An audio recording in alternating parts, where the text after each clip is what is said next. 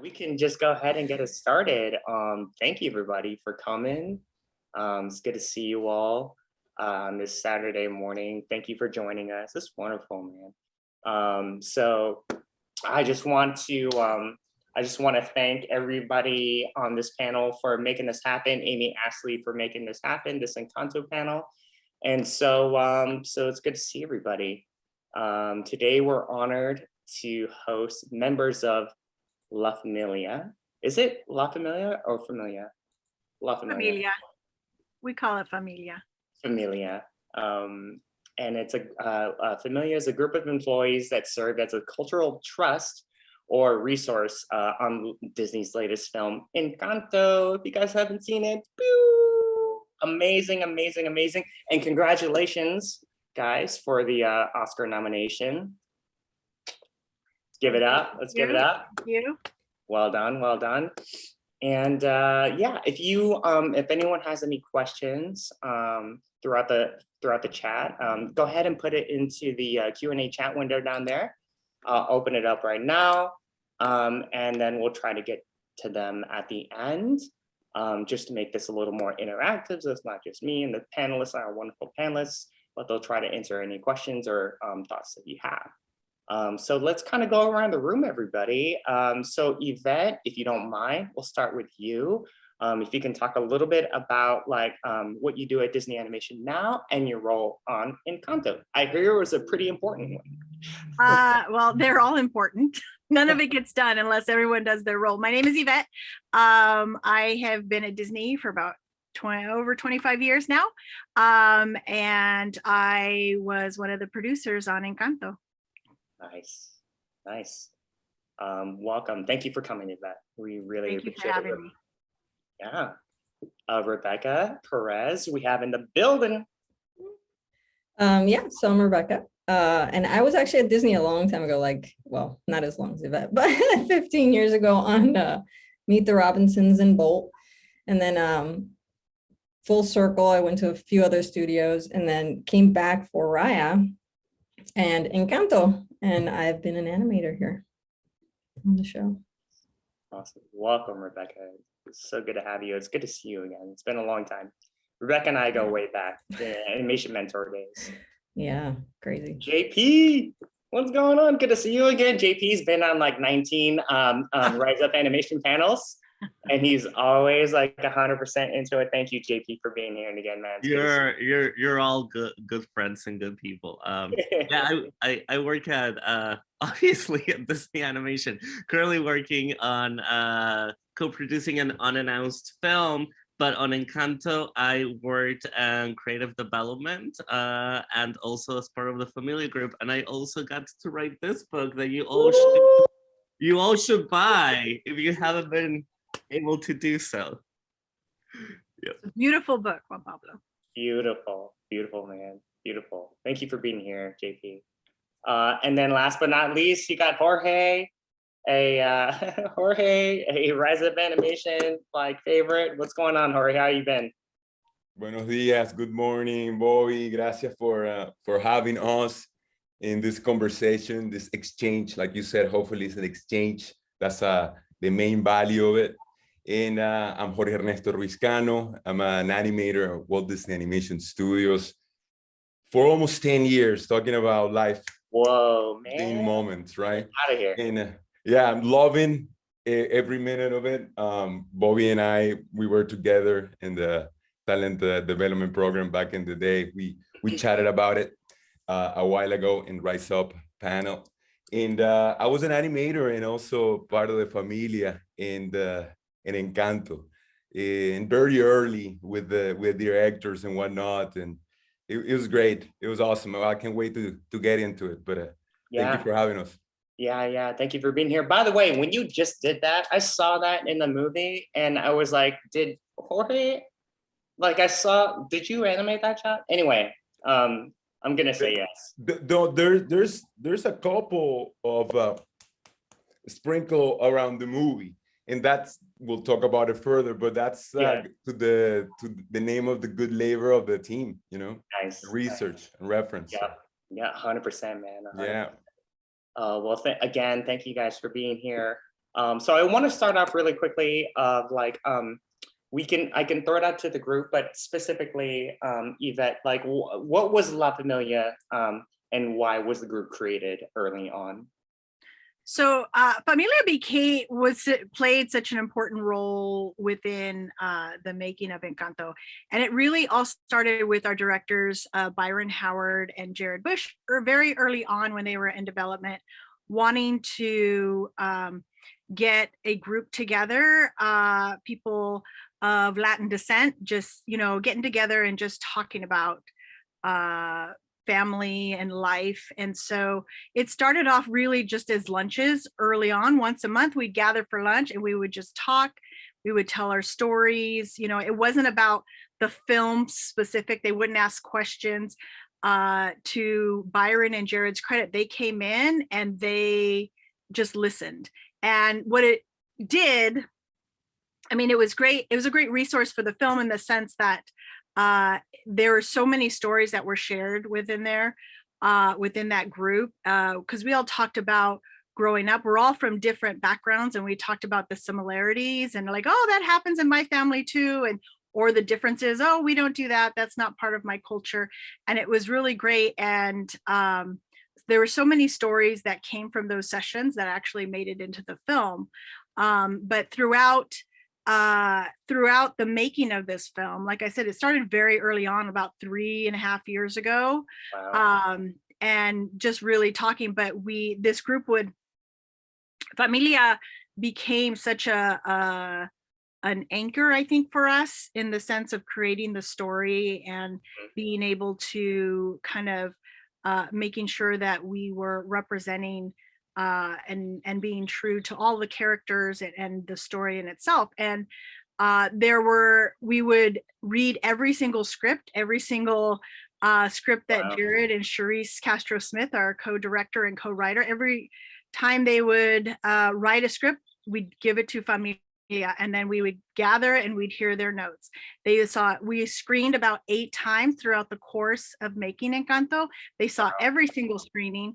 And I joke, but it's, in all seriousness, we really became Familia, because when they didn't, the group didn't like a screening, they would let us know. We would gather and they'd be like, why are you doing this? Or what did you do this?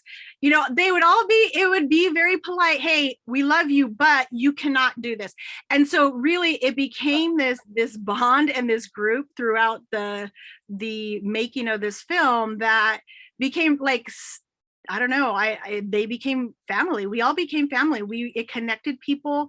We had engineers, we had artists, we had obviously animators here, we had assistants from legal, like every different department. It was open to anyone who would want to come and join in. And it was really this special group that was created that lives on beyond Encanto. So now we've created this group within it, and it's created this community within Disney Animation, which is really, really great. Oh, that's wonderful. Yeah, it goes beyond the film. Yeah.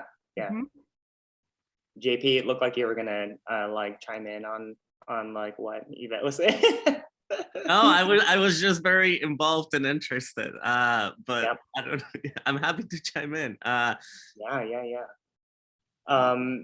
So for Yvette, is that one of the most things that you're proud of during the journey of like leading the Encanto team from like beginning to end? Yeah, of course, there's so many things that I'm proud of on this film, but one of the things that warms my heart and makes me feel really good was really this Familia group that has, created a community. I know for me, selfishly, it gives me a community within Disney Animation, and it's brought me together with different people and that I don't normally cross paths within the studio.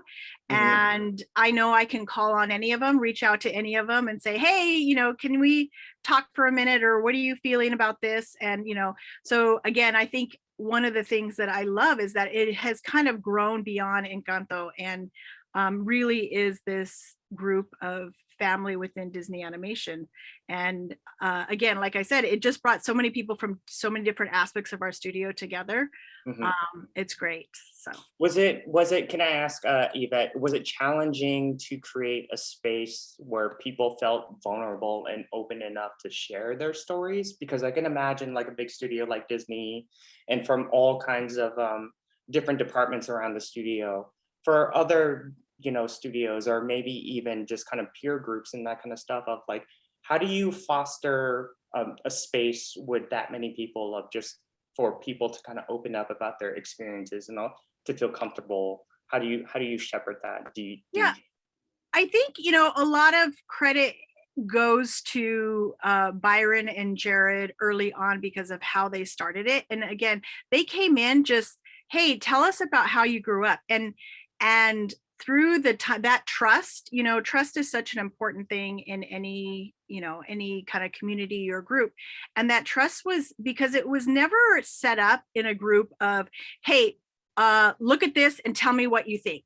And like, is this wrong? Is this, and it wasn't set up as like a policing group and like, hey, everything has to pass through Familia, but it was truly set up as a community in which they were a part of creating the film. They, you know, our group Familia was a part of this just as much as anyone else that was, you know, on the show creating art for the show.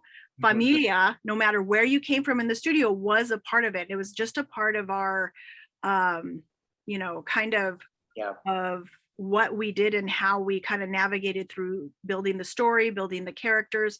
And so that trust came because we all bonded together very early because we started sharing these stories, and very quickly, like within the, you know, second or third meeting, you know, these stories became emotional because we finally had a place to come together and talk about the pressures we feel as, you know, that we feel from our family, that we've all carry in with us every day to work. But maybe the pressure that, you know, my grandparents came over here from Mexico, and I hear the stories of how they came over here and the life that they wanted to create for their children, and then again for my parents, the sacrifices they made that they wanted to create for us and our children, and all that pressure that we all kind of carry with us to work, and what it means to go after a dream and not after a traditional, like, you know, I tell a story, like my parents didn't go to college. They said, go to college and get a job. And that was my instruction. And to them, that likely meant lawyer, doctor, like go get something that is, you know, considered you know, successful in society. And so when you step out of that, what does that mean? And many people within the group moved from their families, which is a very big deal in the Latin community to leave your family, because we you know, we tend to stay together, generational. And so what those pressures are, so that all became a commonality, like a common theme of all the struggles and pressures that we internally felt individually, and sharing that within the group kind of created that trust. Right. Yeah. And that's a perfect, I mean, what I love about the concept of the group Familia, I mean, like everyone kind of had to pool their superpowers together within the group setting, right? And you know, you know, everyone's kind of like point of view and kind of like bringing their strengths to the table, their experiences to the table is right in line with the themes of Encanto. So that's wonderful. Thank you for that. Thank you. JP, I wanted to ask, we touched on this a little bit, but like, what are some of the most like important aspects in the development of Encanto? Because you were early on, man, to ensure that it was kind of staying like culturally authentic, while maintaining that, you know, that story's universal themes that you know can speak to everybody. Do you have any thoughts on it? Yeah, go ahead. Oh yeah, I mean, first of all, when I first joined the studio, it was like my second day or something. I got assigned into the project, and I, you know, I like as a kid growing up, I was always like excited about seeing a Disney heroine in a Disney animation film, you know. And I had never had the opportunity to see that. And then I started the job and I'm like, oh my God, I get to be a part of this. It was really exciting. And of course, you know, Disney has done things with the Latinx community in the past, but having they're not princesses, right? But Disney heroines, like the princess movies are my favorite, and they're like my favorites to watch over and over again. And they were my role models growing up too. So being able to see that I was a part of that movie from early on was very exciting. Anyway, by getting into the cultural aspect of it all, it's yeah, I mean, collaborating with Yvette was really cool because we, you know, I was there early on. Yvette came in pretty early as a producer as well. She was actually with us in development for a little bit and transitioned into the film full time. So she was able to shepherd the movie with me from very early on. And we worked with our cultural group at Disney Animation with Kaliko Hurley and other folks. And we put together, because Familia was very important, but we also put together what we call the Colombian Cultural Trust. And we invited different consultants from different areas of expertise. And it was Yvette, Kaliko, myself, two other folks too, and then Stephanie, every week meeting and talking about what we needed to do or what resources we needed to find to make sure that we continued the cultural authenticity of the film. So it was an ongoing process, like always looking at like different needs and evolving needs of the project. And that way we had, you know, our main consultants, Natalie Osman and Juan Rendon. But then other than them, we had other folks. We had an Afro-Colombian consultant. We had architects, botanists, and all of that you've probably seen in the press. But it was Yvette and this group putting that together and finding those resources. So we were along the journey for that, and it was pretty special. I don't know. That was kind of that in a nutshell. Yeah. No, that's awesome, man.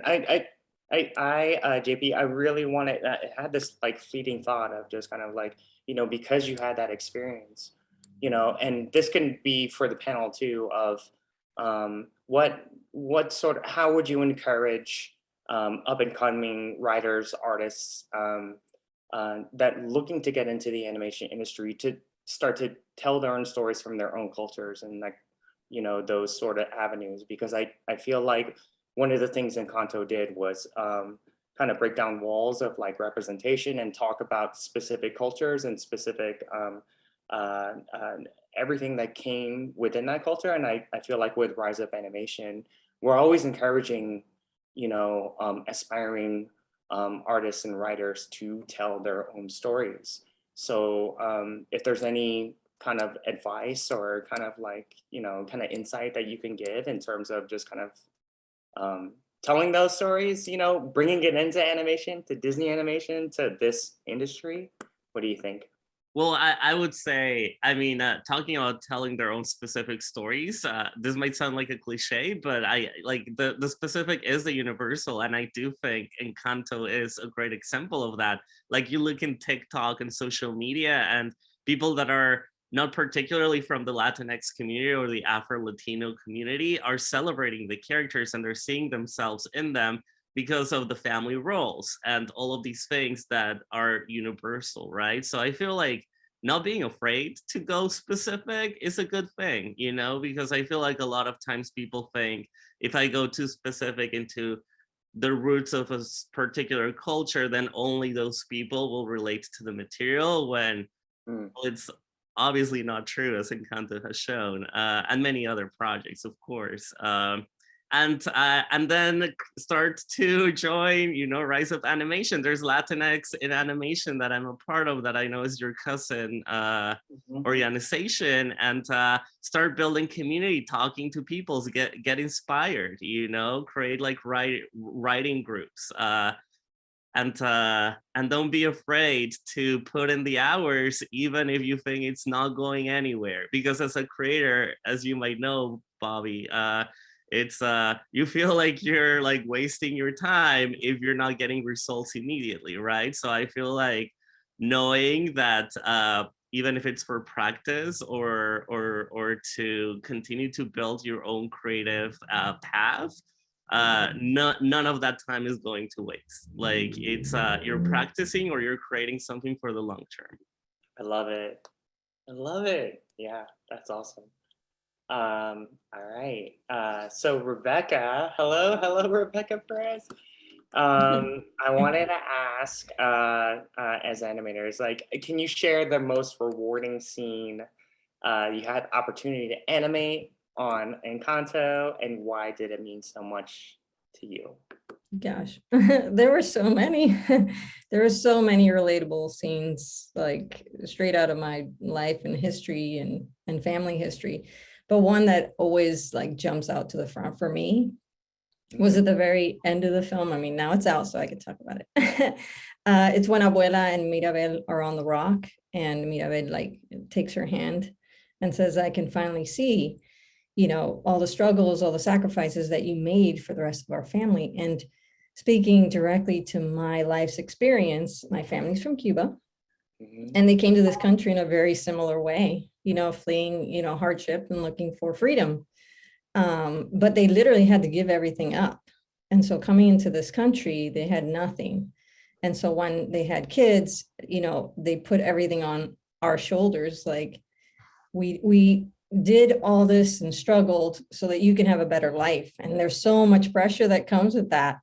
And you also realize all the pressure that they put on you came from somewhere.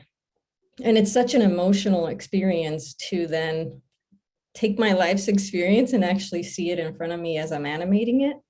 And it felt like a really full circle, emotional, meaningful moment for me to animate that shot.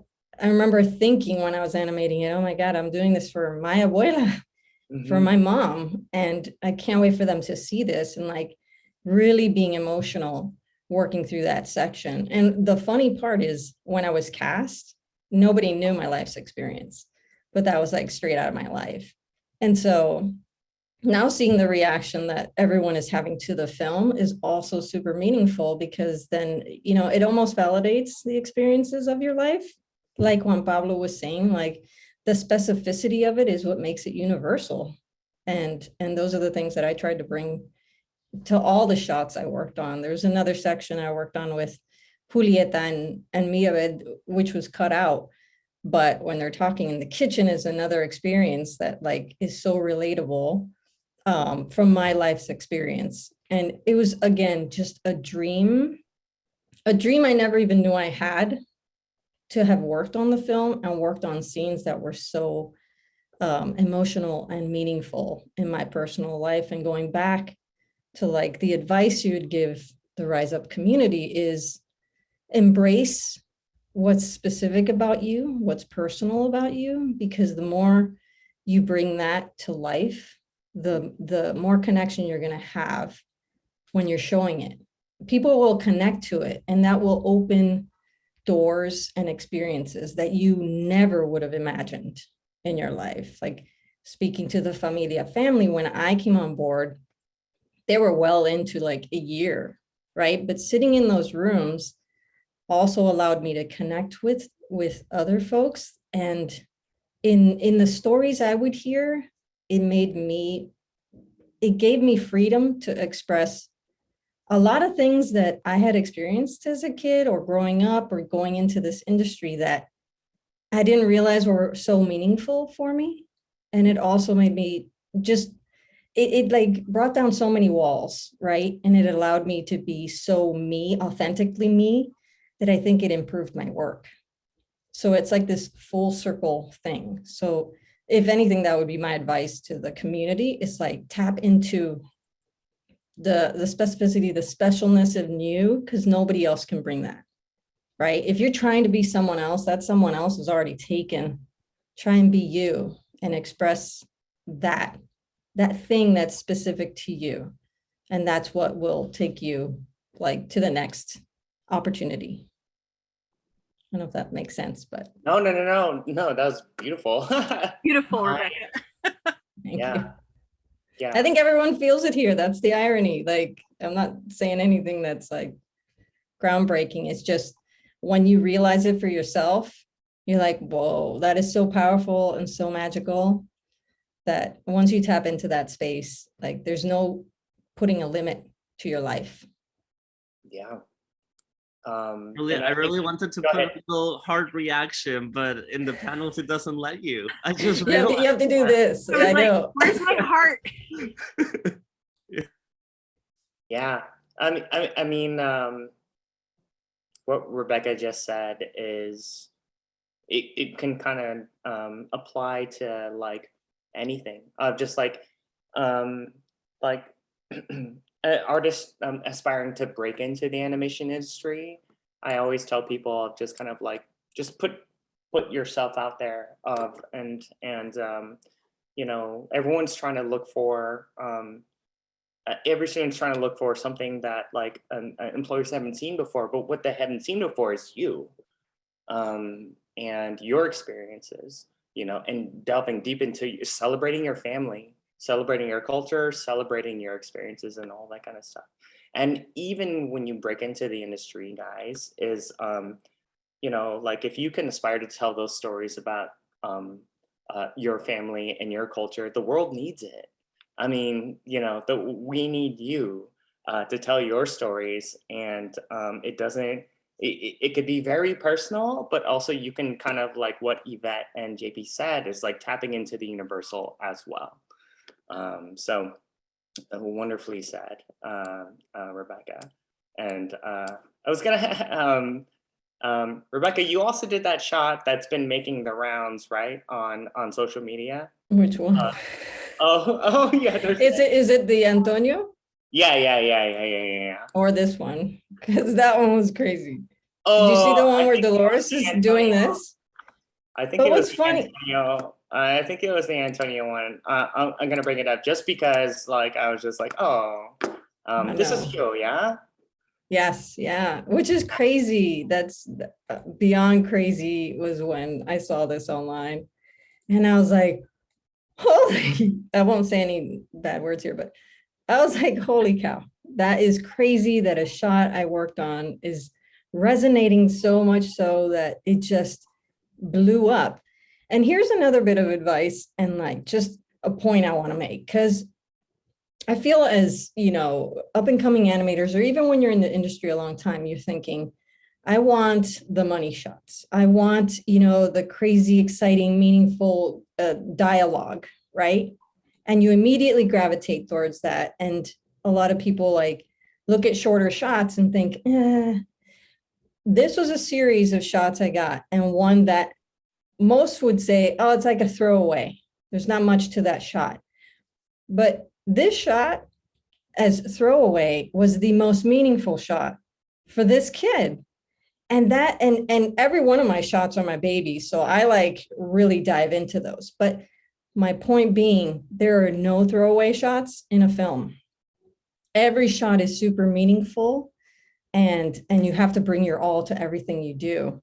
So having seen this and seen how it just went like global and touched so many people, it also goes to show that representation matters, you know, and that there's a part of our community in the world that just hasn't been tapped into, that we haven't shown and expressed those stories. The more we do that, the more we're going to lift different communities up and tell new stories, refreshing stories that we've never seen before, but have existed forever.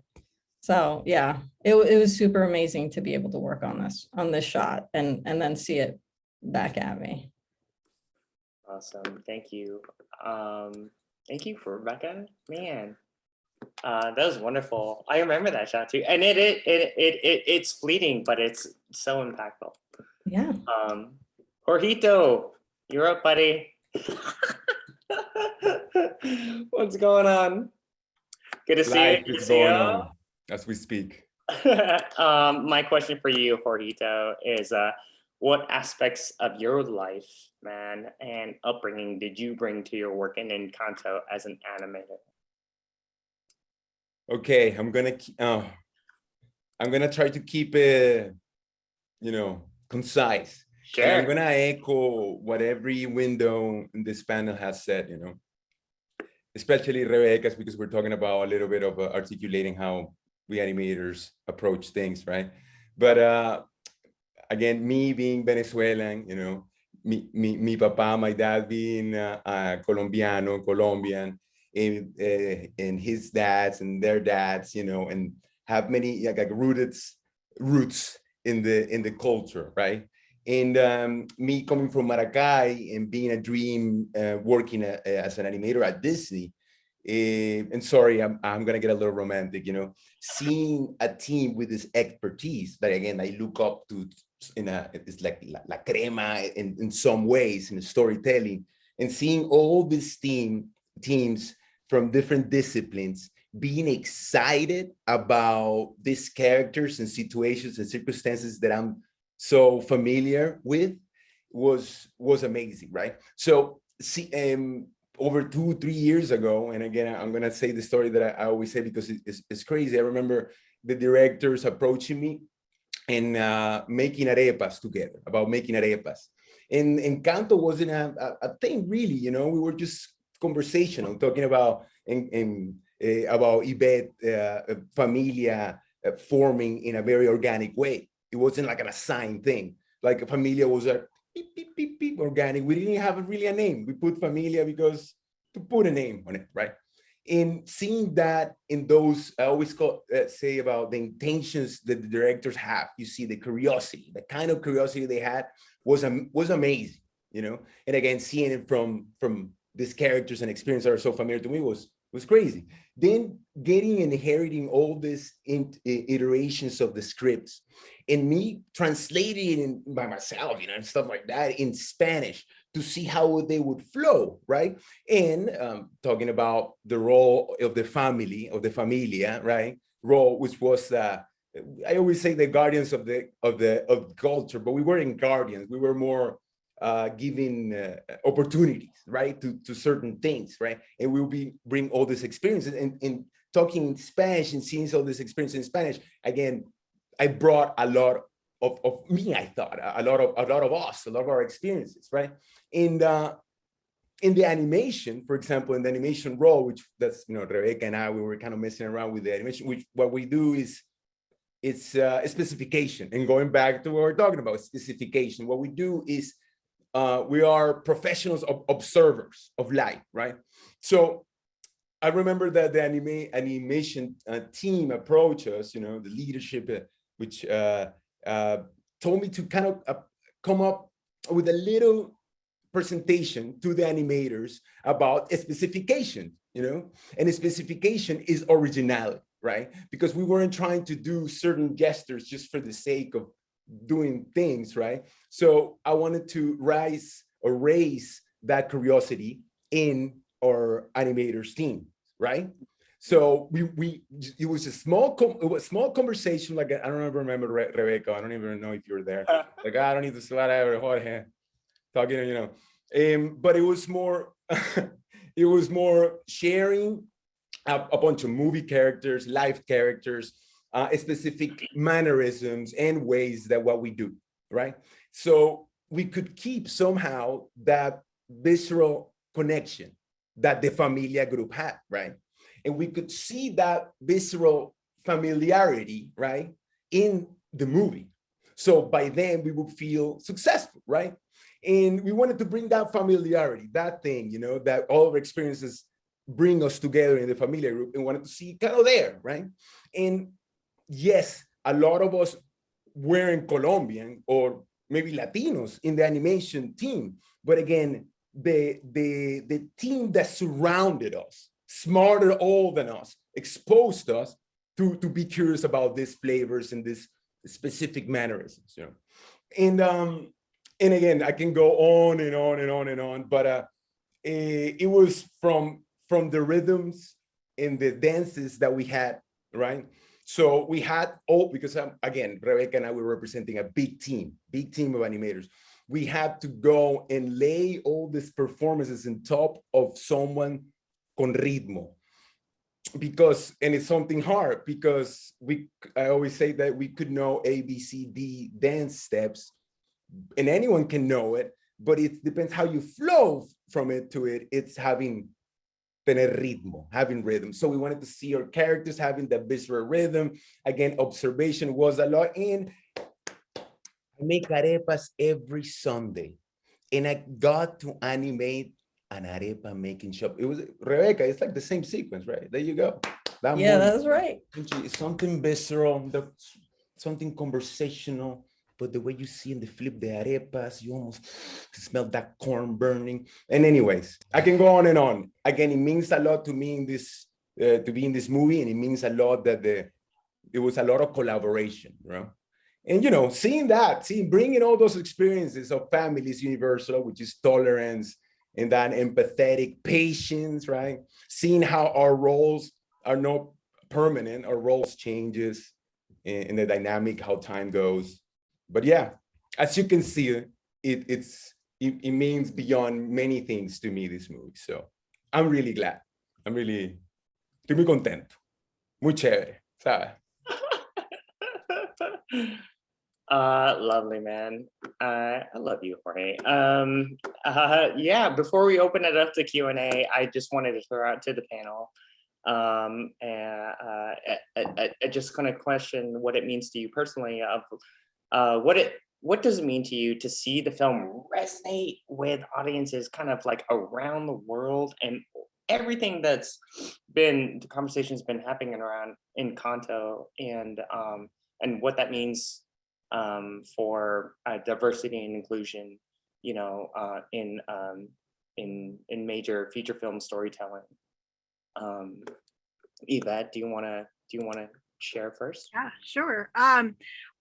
It's to see kind of how everyone is embracing it around the world. It's humbling. It's amazing. There's so many words. It's hard to describe, you know, all the feels that I have when I'm on TikTok and kind of scrolling through and seeing people and how they're connecting with it.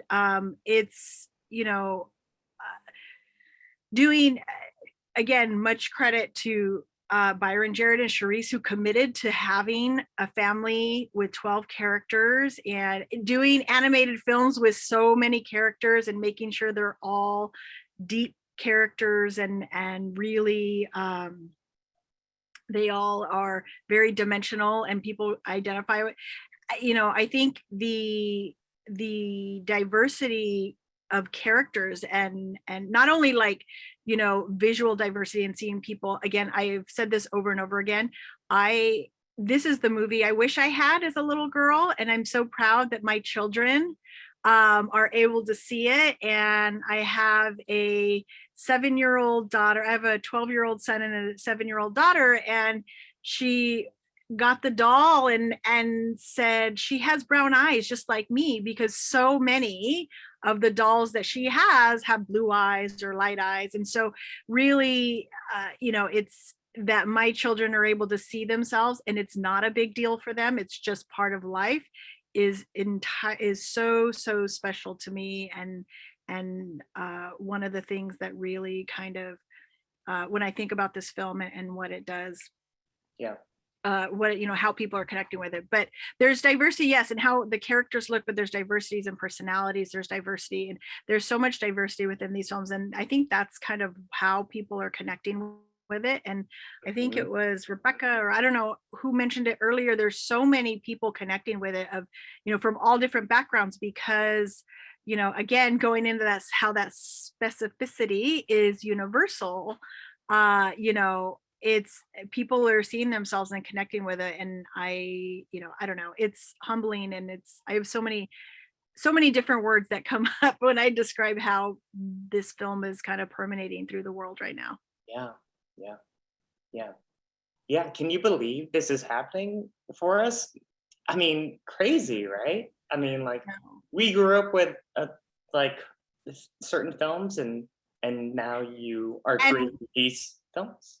Yeah, no, I mean, we grew up with certain films and we love them and we connected with them in our own way. But to what Rebecca and Jorge were saying earlier, even as animators, there's a whole, for me, there's a whole different level of connection that I never even knew existed, you know, with these animated films, because now I'm seeing people, and it's, you know, things as small as, you know, Mirabel referring to her dad as papi, like, you know, and because that's how my kids call their dad. And then as soon as they start going to school with all their friends, it turns into dad, you know, and because, but now it's normalized because it's in the film. And so there's even just tiny little things like that, that it's just like, oh, well, I wish, you know, I'm so glad that, you know, my kids are growing up where this is there and this is normal. And it's just another, you know, another movie that came out. Yeah.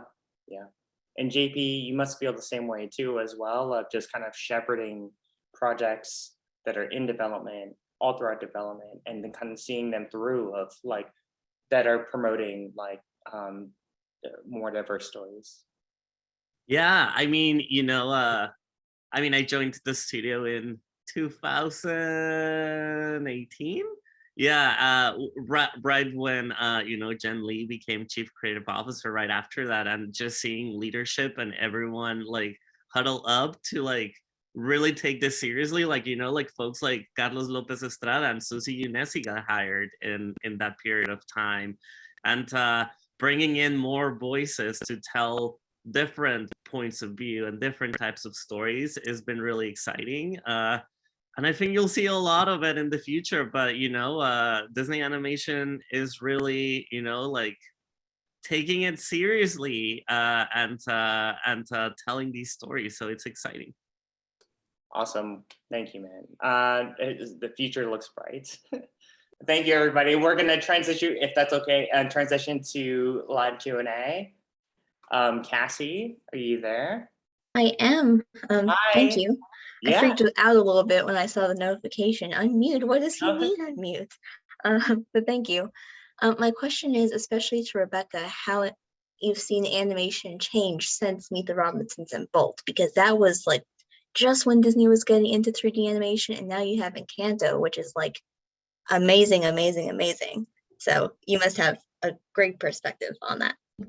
Yeah, it was kind of like weird. I described my experience coming back to the studio. Like, I feel like you know, Back to the Future, when he goes into the future, he's like, oh my God, these are all I felt that way so much with technology as well as with people, like the environment, like technology itself. Like I remember being in Maya back then, and I'm like, there were prehistoric tools. And now I feel like I jumped into the future and we could do things in animation that just you couldn't do back then.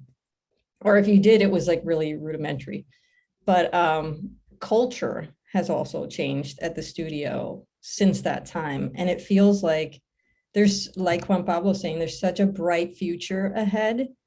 There's an open heart. There's also a real commitment to bringing stories that just haven't been told before. And this movie is a perfect example of like validating, like the success of this film is now validating that you could tell stories that haven't been told before and be a financial success and tap into like society as a whole and multiple different cultures, and have characters that are multidimensional and intersectional that haven't been told before and have success doing it. Because I think that's been the fear of larger studios. My assumption is it's hard to take risks when you're like gambling millions and millions of dollars and say, yeah, I don't know if that's going to stick. But this is proof that a great story, no matter, you know, what it is, as long as you're telling a great story, it's going to resonate with people. And that's been wonderful to see. And from my experience, like on Meet the Robinsons to now, I am just seeing like light years, like we're moving into the future and in real time. And there's a real commitment from leadership in the studio to continue that movement forward and representing and diversifying, not just the films we make, but also the culture and the people that are coming into the studio, so that we do have original voices that haven't been in the room, that haven't been able to tell those stories from their firsthand experiences, right? Yeah, I love that. Thank you, Cassie, for your question. Thank you. Yeah. Yeah, great question. And then we have Jan Abad. Hello. Hello. Okay, Can I so ask you a I have a question? question. I've seen how animators use dancers as reference for the musical parts of Encanto. Some songs follow the dances really closely and some go off from it a lot. How did you guys think of what to add and what to not add from those references? It's a good question. Jorge's all over this. He did an Jorge, amazing dance scene. Go ahead. Bueno, can you see my whole body? So we no.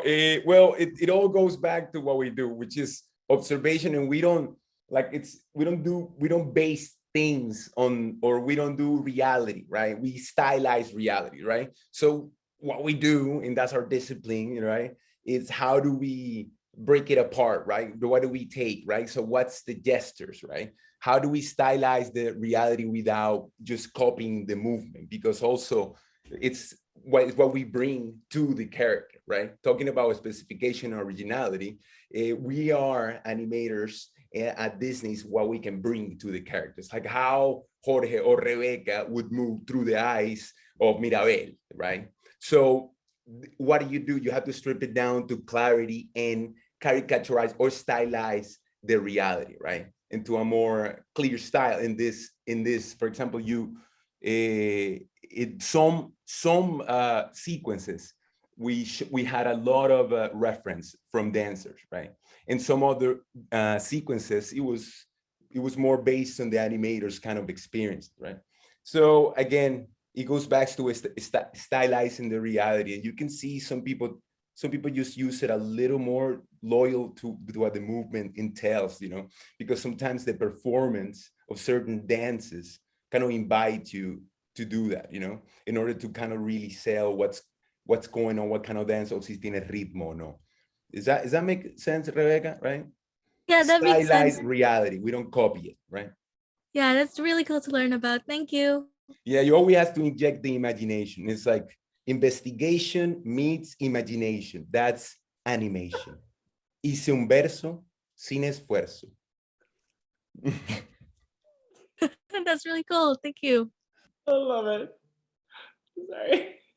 You're awesome, Jorge. I don't know. You want to add something? That makes sense, right? No, that's good. No, that makes perfect sense. Okay. Jorge, you should have your own TV show. Yeah. Because this is like, I would watch every day.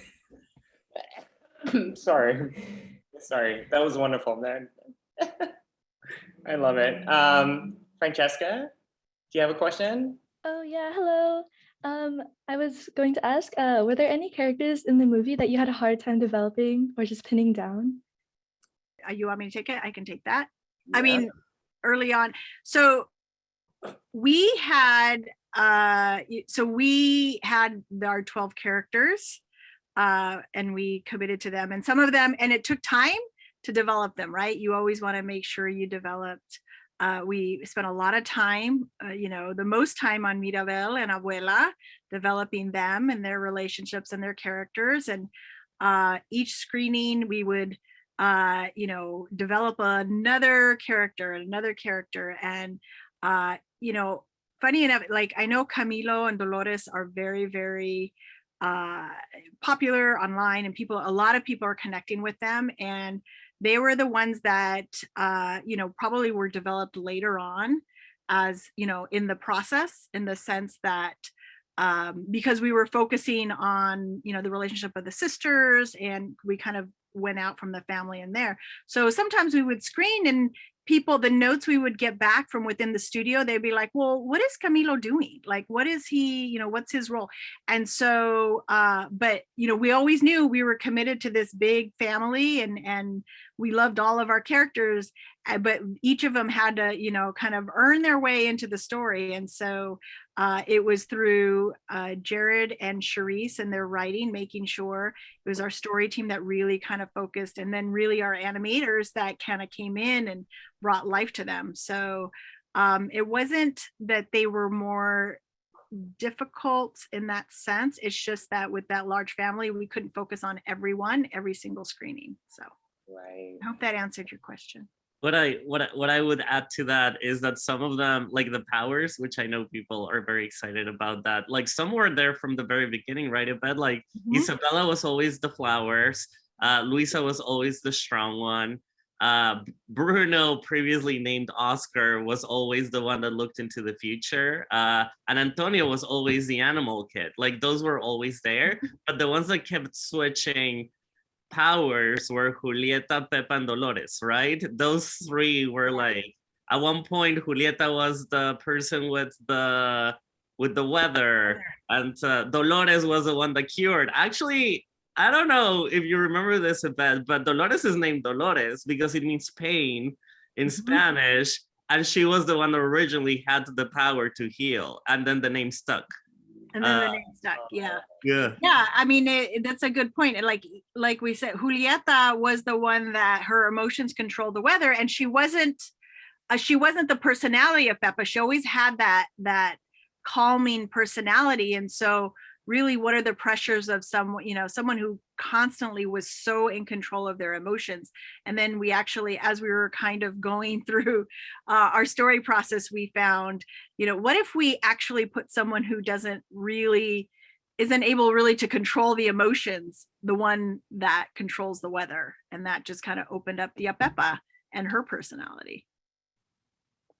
Nice. Thank you so much. That's so interesting. Thank you.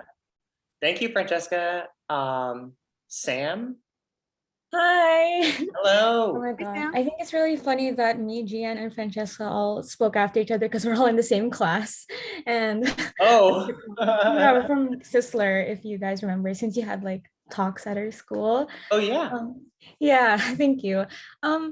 Like obviously Encanto's characters are all like loved online. People love talking about them, and people have also been like finding representation like through ways that like isn't just cultural. People have been using them for like oh, this character, like I had canon this character as trans or like lesbian or as neurodivergent.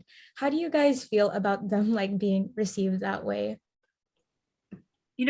I think one of the things that I get asked a lot, like, oh, how are you, like we were talking about earlier, how do you feel about how the film is being received? And one of the things that I really truly love is that people are seeing themselves on screen, and and it's not just like people who look like them, it's people that they emotionally relate to and personality connect with. And so I love that people are seeing themselves in these characters. There are 12 different characters in this family, and they all have very distinct personalities and who they are. And to me, that is the most to me, the most beautiful thing is that people are identifying and seeing themselves in these characters. Nice. Yeah. Kenya, you're on. Oh, hi. Hi, Kenya. How are you? How are you guys? I'm good. Thank you for asking. I was wondering how you guys got through any creative blocks in the film from a professional standpoint. I like to use that advice to like pertain to myself. Like, I'm not sure if it was any different because you guys were a part of a team, but like me, I'm just kind of like solo, and I don't know. I just thought like it'd be nice to hear from you guys. Well, depends on your discipline, right? But I would say from a storytelling point of view, that happens to everyone, even like super seasoned directors. And I've had the opportunity to work with a lot of very seasoned people, and you're not alone, like they will hit a wall. And then, like our screening process that Yvette was talking about is awesome, but as you can see probably in the Into the Unknown documentary, it's a complicated process where you're like still discovering the story as you go. And even as you could see in that piece, even Jen is like figuring stuff out, right? Like, and so I would say be patient, don't give up. like storytelling is probably one of the most complicated things that you could like walk into, you know, like figuring that out. And don't be afraid to break it, but always know what the story should be about. Like we have what we call like the true north. So you can like maybe write down like your statement of like what the thematic of what you're trying to do and what you're trying to achieve from the very beginning, so you don't lose track of it. And that's the heart of your storytelling. And then everything else you can break around it and you can play with it, and you'll hit a wall and then you'll discover something different. But as long as you have your true north, or like what it really is about, like for example in Encanto is this idea of finding yourself while understanding and gaining perspective of the family around you and the people around you. So the concepts of perspective, of self-assurance and self-discovery, of family trauma, all of those have always been in the soup for the movie.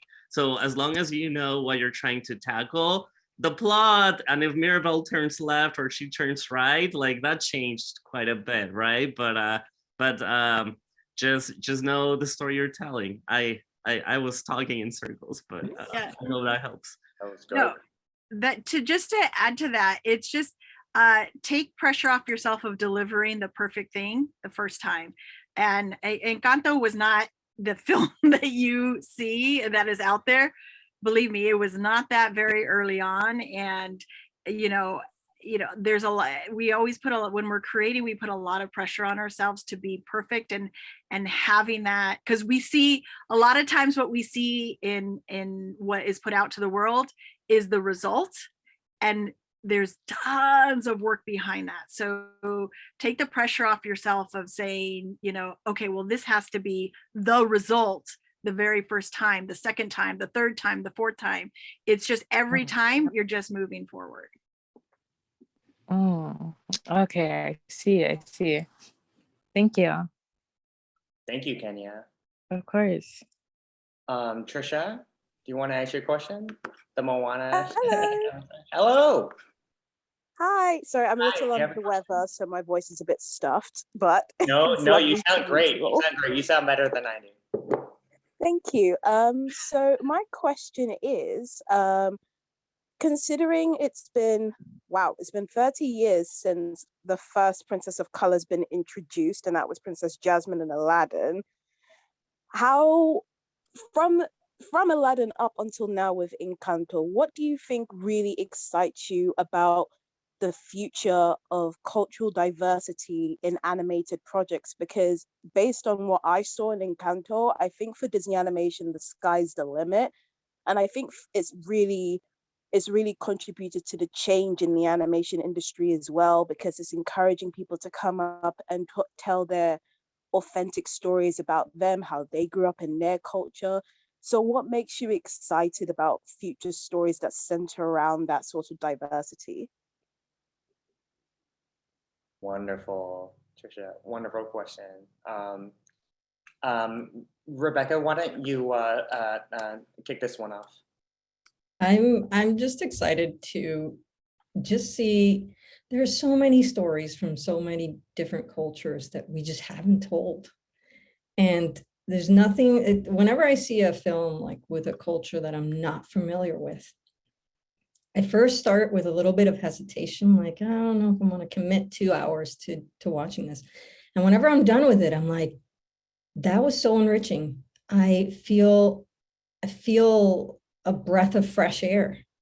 And I feel like every film that gives you that opportunity, like you grow a little bit from that experience. I'm excited to see the future of this, because I feel with every film that shows diversity and a new culture, inclusivity and multidimensional characters, I think more people will see themselves in films, and that'll also allow more people to contribute to films that haven't in the past, and feel like they too they have a story to tell, and people want to hear it. I want to hear it. I want to hear your story.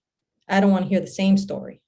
I want to hear new, fresh, different perspectives. And I'm super excited to see that in the future.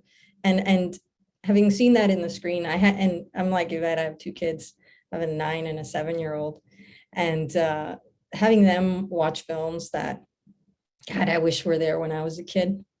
I'm like, I can't wait to do that for the kids growing up today. And whenever I work on something new, I'm like, wow, like I'm looking at it through my kids' eyes, like not my kids, but me as a kid, and trying to represent that. Wow, that is such a powerful and inciting answer. And that actually really makes me excited. It really wants me to get into the industry a lot quicker. I want to get there. Remember, everything's a process. Like it's all, every day is a step, right? The same thing with filmmaking with Juan Pablo and Yvette. We're just saying like stories, just like everything else, just like your career, just like life. It's literally, it's as cliche as it sounds, it's a journey. Like nothing is a destination. Even when you get here to Disney, you still haven't achieved your goals. Like you got to Disney, but you're still expressing yourself. You're still alive. You're still growing. And so experience and live in the moment you're in, so you get the most out of that moment so that you can keep building to the next moment, right? And that, keep that in mind whenever you're working on anything or doing anything, and it doesn't even have to be art related, but just living in life and breathing. Wow, that's so insightful. Thank you so, so much. You're welcome. Thank you, Trisha. We appreciate you. Yeah. It's good to hear you. Antonio, did you have a question? Just because I'm Colombian, and it's just very interesting how, like in Abuela's flashback, Disney chose not to shy away from depicting political unrest. You know, it was very subtle, but you know, it's kind of like hinting at La Guerrilla. And I'm just wondering how you guys felt about that. Would we see more of like this in animation? And do you know if this was always in the works, or was it kind of like just proposed later on? Jorge, you want to talk to it, or do you want me to talk about? Right. I can talk about story, then you can talk about how's that? Well, let me just. We can riff it. We can wrap it. You want, but go ahead, Yvette, please. Yes. Just in regards to, in talking to our Familia group, especially people from Colombia, and then even our cultural consultants and that idea of displacement and having to leave your home, and the violence is a part of Colombia. It's a part of the history, and we wanted to be true to that, and we wanted to make sure that we did that in a respectful way. And because it's hard to obviously the film is the story, and it's not the story of Colombia, but it is, it takes place in Colombia, and that is such an important part of the country and kind of what happens in leaving your home. And then going a little wider, it's the idea of displacement is so true and relatable in so many different cultures around the world, even happening, it's happening today. And so we knew Charisse Castro-Smith, actually, when she came on to the project, wrote this scene, and it was so moving when we read it, and when it was boarded and we saw it. We knew that scene we talked a lot about it, about where and how it works within the story, but we knew that scene became such an important scene that we knew we had to have it in it. And there were discussions, when we would screen it, and hey, do we need that in there? And we held tight to it, of making sure that we told that part of the story, because it is part of the story of the country and so many different people around the world. Awesome. Thank you. Jorge, do you have anything to add? No, that's right. I remember it was always there, it's not in a specific moment, even though we're talking about a specific moments in history. It was very important from the beginning, and I remember it moved everyone. And sometimes you're not even know what you're really talking about, what we kind of referring to or inspired by, what moments in Colombia, but you know what's going on, what the the hurdle is, you know, and being, again, being part of it, being my family, being part of that displacement because of the violence and migrations because of it, you know, it was, como dicen, me tocó la tecla. I remember when I watched, and I remember it was at the beginning, then at the end, then it morphed, and it just found the place. And I'm glad that people are like, wow, okay.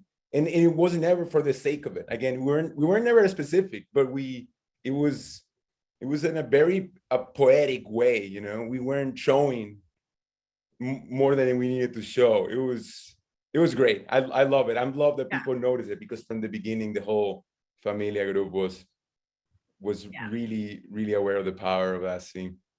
So That's yeah, awesome. it was there from the very beginning, and then in working as the music was being delivered and Lin-Manuel writing Dos Oruguitas on top of it, it just kind of was like the heartbreak and the emotional, I don't know. I know it was like the emotional exclamation part on it. So yeah, 100%. Awesome. Thank you so much. Yeah, it was very tastefully done. You know, it couldn't have been told, you know, because it is Colombia, so like it's intertwined with the culture. So it's very, very, I'm so happy you guys push for that. It's very important. So yeah, awesome work, guys. Thank you so much. Thank you. Thank you, Antonio. Appreciate that. Lisa is on the call. Lisa, do you have a question? I Hi, do. Lisa. Hi, Bobby. It's Lisa from the Superhero Project. I'm so glad What's to be here up? Good to today. see you. Good to hear Hey. you. Good to hear you. And I want to say thank you to everybody for your beautiful words and the beautiful film, of course, that you've made. I'm excited. I work with kids who have disabilities, and I am excited to see when those stories will come out even more. My question, though, is I'm hoping you mentioned, Rebecca, you mentioned your abuela, and Jorge, you talked about the arepas, and I'm just wondering, when you think about your families, your parents, your grandparents, I'm wondering if you can share how your own families responded to the film, if they were able to see it, what they thought and what moments stood out to them. I love that, Lisa. Go ahead, Rebecca. Well, I'm sure Jorge can jump in here, but yeah. but yeah, no, my family, they loved it. They absolutely. What's crazy is it's kind of like a ripple effect, because like my family saw it, and then again, like since it came out in November and now it's on Disney Plus, and then it's kind of like floated out from there. My parents don't have Twitter or Instagram or any of that stuff, so it's all word of mouth down there. And so one family would see it and like, oh yeah, mi hija ya hizo animación. And then all of a sudden the other family would see it, oh my God, la película de Rebecca. All of a sudden it becomes my film. And they're like, they just like are blown away with how gorgeous this film is. Like, I cannot say enough good things about every single department. Like, it takes a village to make these films. Like, Jorge and I, you know, do the animation, but we cannot do the animation without amazing rigs. And the rigs are in these beautifully designed characters. And the characters would not exist if, you know, the writers and the directors didn't, you know, like imagine them. So like bringing it all together and then having my family actually see themselves in like all shades, right? Like just seeing the color of everyone's different skin tone. And it resonates so much with our own families who are from the Caribbean, and we have all kinds in our family. And so to be able to see all different hair textures, like, and to see yourself, like I tend to like blow dry my hair. If I didn't, it would totally be like me.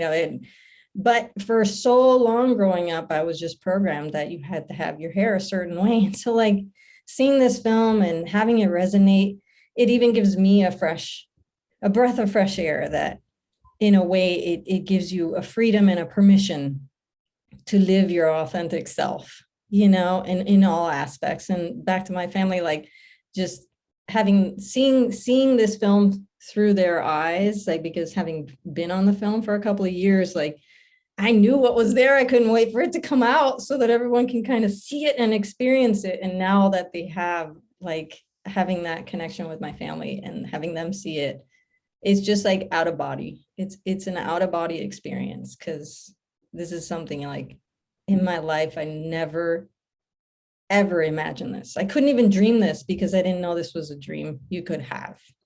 So it's extremely magical and amazing to see my family see this film and be proud of me. And going back full circle to Mirabel and Abuela, like my family sacrificed so much. And here's their daughter from an immigrant family who gave up everything, animating a story at Disney Animation of all places, telling their story back to them. If I say too much, I'm just gonna it's gonna be waterfall over here. So I'm gonna pass it on to Jorge. Beautiful. Thank you, Rebecca. That's awesome, Rebecca. Any echoes? Again, yeah, I think we're talking about the same feelings. Like, let me try to articulate it, right? Like, for me, and I think like for us, like one of the most rewarding thing is of making these movies is seeing our family enjoying it. Like, at least for me, that's let me use a diplomatic word, the coolest, right? You know, say the freaking coolest thing there is seeing our family react to it, right? And especially because they're proud of us, they see the disciplines that we do at this level. And in this movie, especially, right? It's we're so close to it. We're so close to it that, and we know our family so well that we know how it's gonna go. How are they reacting? How they really liking it? The bottom line, and I'm gonna be super blunt. My family just watched it last week. They got together in my house and watched it at Disney Plus. They hadn't watched it because, again, it's a very informal panel, right? And they haven't watched it because they were waiting for me to watch it together because I was in Venezuela. I just came back a week ago from Venezuela, and I was there for over a month, and we didn't watch it. We didn't get the whole family to watch it. See, talking about, come on, just do it, right? And they wanted to do a family event about it. And at the end, they watch it in different nucleus of the family. And the response was that at the end, they had to talk about why the fact they would, at the end of the movie, they would stand up and hug each other. They all hug each other, and they would kind of, some of them cry, but they would hug each other. And I believe it's because if you watch it with your family, you're having conversations through these characters that you would never have with your family, you know? And all these feelings pop out, you know? And anyways, it's amazing to see that they dig it, the movie, period. They dig it, they love it. So yeah, it's resonating. Again, we go back, let's wrap it up. The family's tolerance, patience, empathy, all that, it's columns. It doesn't matter en la tierra, en el globe. So yeah, it's awesome. It's great to see that it feels like we did a great job. That's my point. Like they were I wanted to see him through the eyes, and yeah, I'm really happy. So I feel accomplished, you know. So nice, man. Wonderful. Thank you, Lisa. Appreciate that. Yvette, what did your sisters think of the movie? Because I remember interviewing you for the Art of Book, and I know that relationship was very important to you. So what was the conversation there? Well, you know, it's funny because we've had conversations, you know, I secretly had conversations with them throughout the making of it, like, oh, what was this like? Because again, we always talked about gaining perspective and seeing things from a different point of view. And so it's so funny. They all loved the film, and you know, there were tears and of course, you know, they're, you know, excited and proud that this is the film that that their children get to see. But you know, it's so funny because they all come back, they're like, wait a minute, so when we talked about, I was like, well, so maybe they're a little more guarded in their conversations now with me. Awesome. Thank you, Lisa. Alex, what's up, buddy? Good to see you. What's up? Good to see you. What's Alex, up? What's up, what's Bobby? going Can on, you man? Good to see you. can y'all hear me? Yeah, loud and clear, man. Do you have a question? Yeah, good afternoon, everybody. My question is really specific. Love the movie, watched it with my kids probably a billion times and secretly for myself just to do some studying. But in the movie Encanto, the most popular thing is we don't talk about Bruno. What went into creating a cultural moment of dance, marriage, and such a gestural and like emotional, I don't know, it's like a feeling when you watch it that has made it, like I said, so popular today. It's a great question, man. A lot. Yeah, you know, there was no way of knowing that it would connect and kind of turn into this, you know, this huge moment that it has been, you know, all over the world. But you know, we knew very early on, you know, it was obviously a very complicated song, and we talked a lot with. We were fortunate to meet with Lin-Manuel, you know, once a week on our Friday night phone calls, and you know, just kind of talk about story, talk about kind of where we were. And you know, it's for this film in particular, we were fortunate that Lin-Manuel was actually involved very, very early on. Normally we don't have our songwriters involved from the very beginning, but he was involved so early on. He went on the research trip with Byron and Jared, and so just and he was so inspired by all the different obviously the beauty and diversity within Colombia, but the diversity in music and the different kinds of you know, people and everything.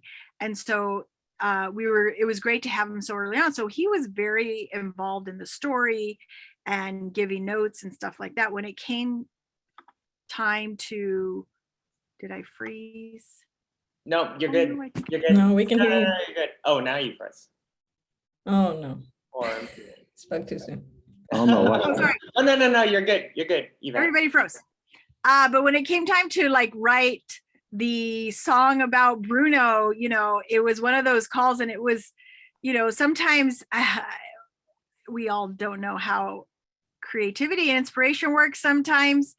You know, it just hits in the moment. And so we were talking about the song, and he went something like this. He turned to his piano, I was like, I'm feeling something like this, dun dun dun. And then it really just kind of went, within a week we had the song, and it was so it was such a great song, and it was Lynn singing all of the different parts, and we were trying to figure out through the demo what it was, but we knew we wanted to bring, and so we all loved the song early on, and then we brought a choreographer on to it, and which took it to a whole different level. Jamal Sims and Kai Martinez, who have been working with us throughout the whole process. They took the song and took it to another level with the choreography, and then we all got it and were so inspired by the choreography. Our layout and animation teams saw it and really kind of said, okay, we all got together, how are we going to approach this? And it just, the thing I love about animation is that everything builds, and every time a department gets it, it gets better and better and better and better. And nothing, that statement is has never been more true than with We Don't Talk About Bruno, because it really started from inception of what we want it to be about, to the boards, to the song, to the boards, to the choreography, to the layout, to the animation, to the effects and the light. Like, it really just built throughout the whole entire thing.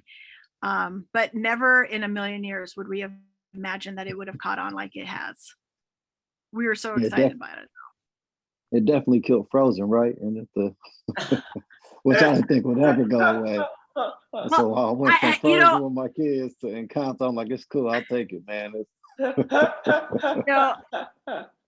Frozen is still great, but I do hear that a lot from, I think a lot of parents are ready to, you know, have something just a little different in there on the playlist from Frozen, because I do hear that from a lot of the parents. Oh, well, now we've moved from Frozen to Encanto. So nice. Yeah.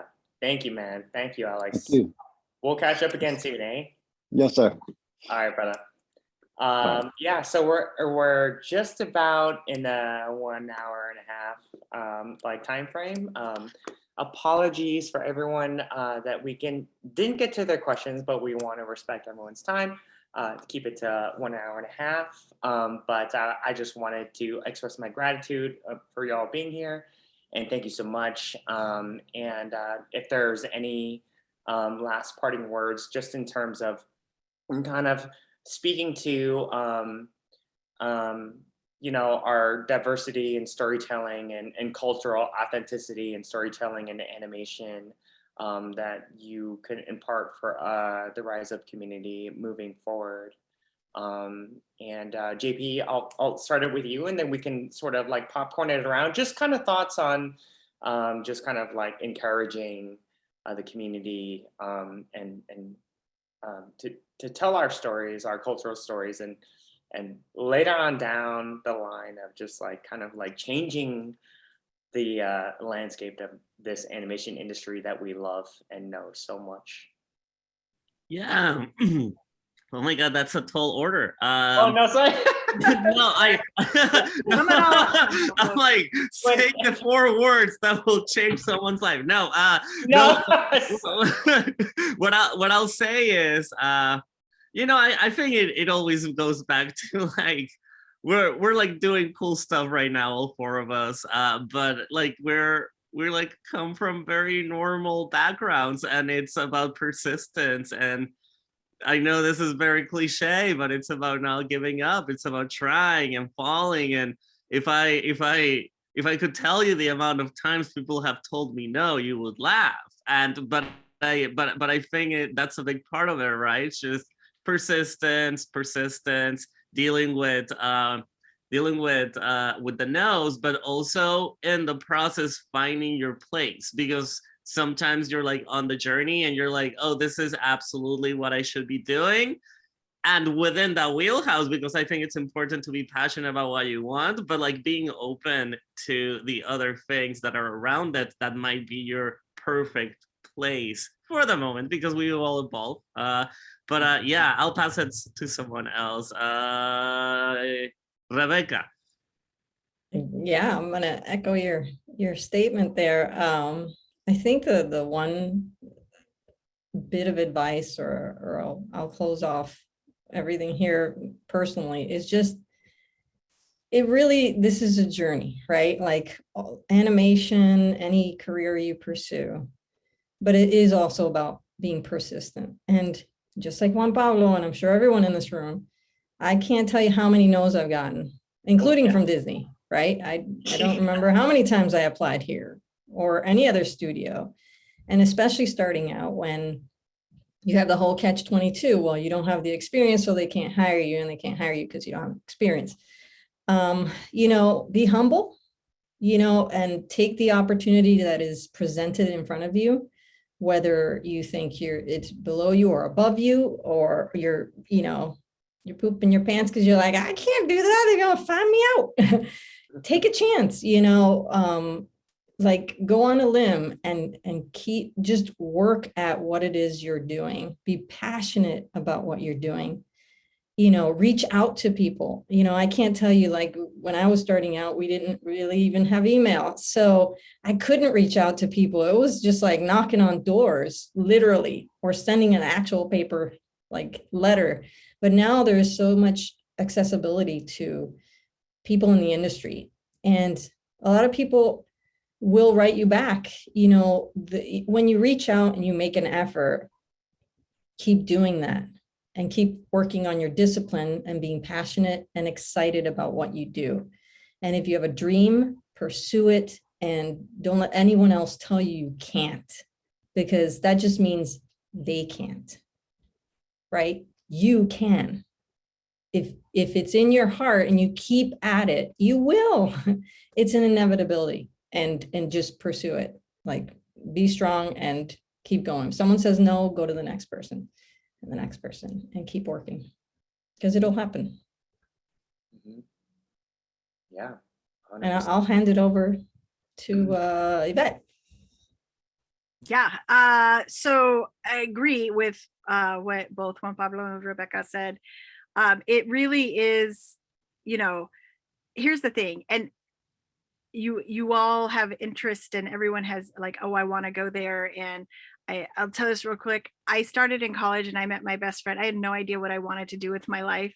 I had no idea after college. My best friend wanted to be a teacher from day one. And today she's teaching, and God bless her for that. And it's fascinating that people have that so early on. I was not gifted with that. I bumped around. I tell people I took the scenic route around to where I found I needed to be. I started off as a temp because I didn't know what I wanted to do. And so be open to the journey. If you know where you want to go, great, but also be open to where the road will lead you, because it will take you to places that you you never thought about, never even on your radar. But again, to everything Rebecca and Juan Pablo said, people will tell you no. They've told me no many times. I just took a different route. Okay, not this way. Okay, I got to find a different route. And again, taking one of those side roads, the scenic route, you see a lot of great views. The direct route, you get there faster, but you don't get all the views. So Wonderful. Thank you, Yvette. Jorge, let's close this out, baby. Wait. Well, no, I'm gonna echo what all the team said. It's the only difference between all the people attending today and the panelists are experience. That's the only difference that separates us from you, everyone, and us, right? So the cool thing about representation, right? Like anyone can do it. If these crazy people can do it, I can also do it. Let me kind of list it really fast because we're wrapping up, right? But the discipline is being thrown a lot, that word, all the time.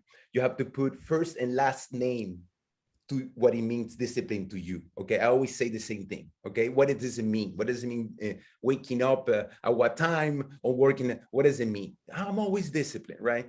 And to echo also a couple of the questions that we were saying earlier, the creative journey, right, feels dry sometimes, especially when we're in remote, right? Sometimes we can be on site, but it's not dry. It's super juicy. It's out there. With the internet and everything, you can really get resources to get you pumped, right? In the collaboration, everyone is really reachable out there. Amazing. I know it feels, innovation feels kind of uncertain and dangerous, but big dangers come with the big risk, and dangers comes with a big gain. Okay, and be kind and be humble. All right, and you discipline. It requires a lot of work, so you got to discover what is your role at the same time. A lot of us also love the film, animation, this, that. What is the role that you fit in, right? And we always change. We can do this role, you can try this role. What is the role that kind of excites you the most, that would allow you to put all that time and discipline to be graded at that discipline, and be part of a version of your own. Everyone has their own version of success, okay? At the same time, all right? So humble, keep it kind, discipline, all right? But keep going, because we need you. Yes. Please keep going. Seriously, thanks for closing that. Keep going. Yeah. Keep going. Stagnation, it's the error. That's it. So thank you, Yvette. We need you. We definitely need you. And that's a great note to end on. Thank you, panelists, Yvette, Rebecca, JP, Jorge. Thank you so much. This was wonderful. Thank you everyone for coming. This was lovely. Great to see you. And man, this filled my soul, honestly. And so let's all get together and watch Encanto after this on Disney Plus again, and just bawl our eyes out and just think about how bright the future of animation is, with diversity and inclusion, authentic storytelling, and everything like this. So thank you so much. We need you guys. We love you guys, and everyone on the panel, thank you so much for being a part of this. Congratulations on the Oscar nomination, like somebody said. Danny, thank you. Yeah, we will see everyone on this call in the future, and we'll work with you soon in the industry. So don't give up. Let's do it, guys. Let's make some dreams come true. All right. Thank you, everybody. Take Thank care. you, everyone. Bye. Gracias. Thank you, everyone. Gracias. Muchas Capybara. gracias. Bye bye. Ciao.